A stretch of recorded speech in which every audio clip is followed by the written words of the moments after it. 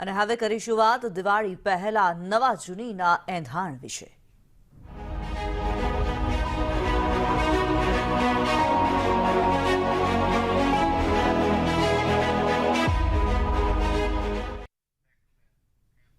મંત્રીમંડળના વિસ્તરણને લઈને રાજકીય ગરમાવો જોવા મળી રહ્યો છે। દિલ્હીમાં બેઠક બાદ ગુજરાતના રાજકારણમાં ગરમાવો આવ્યો છે। ટૂંક સમયમાં મંત્રીમંડળના વિસ્તરણની સંભાવનાઓ જોવામાં આવી રહી છે।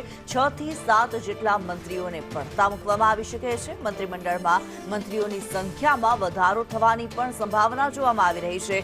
નવા મંત્રીમંડળમાં 20 થી 26 મંત્રીઓને સ્થાન મળી શકે છે। મંત્રીમંડળમાં જ્ઞાતિ સમીકરણોને ધ્યાનમાં રાખવામાં આવશે। સૌરાષ્ટ્ર અને કચ્છમાંથી વધુ મંત્રીઓ બનવાની સંભાવનાઓ વ્યક્ત કરવામાં આવી છે। હિરેન રાવલ વધુ વિગતો જણાવી રહ્યા છે। હિરેન, મંત્રીમંડળમાં વિસ્તરણના અણસાર લાગી રહ્યા છે, શું માહિતી? ગઈકાલની રાતભરની બેઠકો અને સવારની સ્થિતિ જોતા આ વિસ્તરણમાં શક્યતા હોય તે પ્રકારની સ્થિતિ અત્યારે દેખાઈ રહી છે।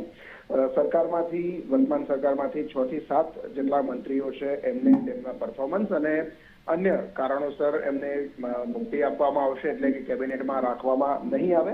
એની સામે નવા 12 થી 15 કરતા વધુ મંત્રીઓ છે એમનો સમાવેશ કરવામાં આવશે। જે જિલ્લાઓમાં પ્રતિનિધિત્વ અત્યાર સુધી નથી એવા જિલ્લાઓને પણ પ્રતિનિધિત્વ આપવામાં આવશે।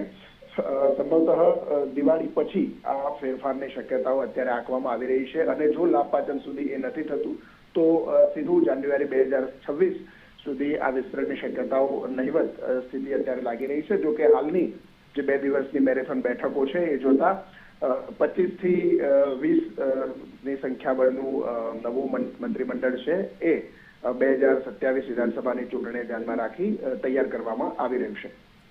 જી ધન્યવાદ હિરેન આ માહિતી માટે। જે પ્રમાણે મુખ્યમંત્રી ભૂપેન્દ્ર પટેલ, ભાજપ પ્રદેશ પ્રમુખ જગદીશ વિશ્વકર્માની દિલ્હીની મુલાકાત ગોઠવાઈ છે, તેને લઈને હવે અણસાર લાગી રહ્યા છે।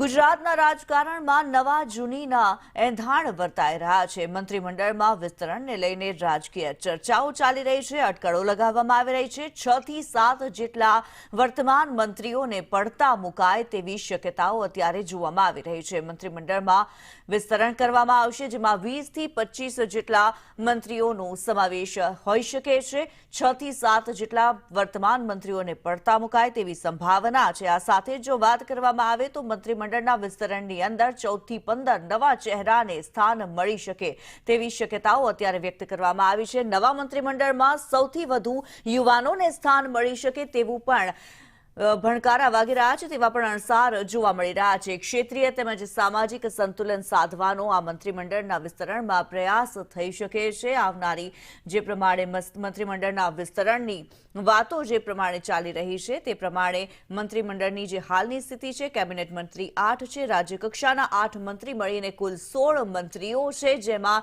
હવે ફેરબદલ થઈ શકે છે। 8 જેટલા મંત્રીઓને પડતા મુકાઈ શકે છે, 6 થી 7 જેટલા, 6 થી 8 જેટલા મંત્રીઓને પડતા મુકાઈ શકે અને નવા મંત્રીઓને સ્થાન મળી શકે છે, જેમાં સૌથી વધુ યુવા ચહેરાઓ હોઈ શકે છે। અત્યારે જે પ્રમાણે પરિસ્થિતિ જોવા મળી રહી છે, ગઈકાલે મુખ્યમંત્રી ભૂપેન્દ્ર પટેલ સાથે જ જે ભાજપ પ્રદેશ પ્રમુખ છે જગદીશ વિશ્વકર્મા તેમના દ્વારા દિલ્હીની મુલાકાત લેવામાં આવી છે।